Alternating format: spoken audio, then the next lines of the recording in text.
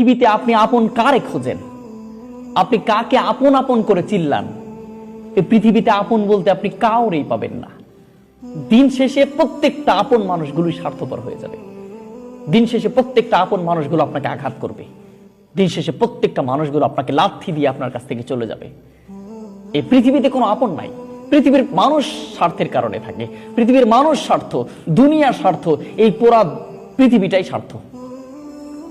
কিন্তু আল্লাহ বলছে সবকিছু তোর স্বার্থের কারণে ভালোবাসবে, কাছে আসবে, কিন্তু আমি আল্লাহ কখনোই স্বার্থের কারণে আসি না।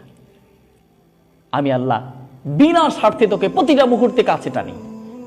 প্রতিটা মুহূর্তে আমি তোর কাছে টানি। তোর বলতে হয় না যে আল্লাহ আমারে আপন করে নাও। কিন্তু যখন তুমি স্বার্থপরের মতো সবার কাছ থেকে কষ্ট পেয়ে আল্লাহর কাছে চলে আসো এবং চোখের পানি ফেলে দিয়ে আল্লাহরে বলো, আল্লাহ পৃথিবীর প্রত্যেকটা মানুষগুলো কষ্ট দিয়েছে, আমার একটু আপন করে নাও।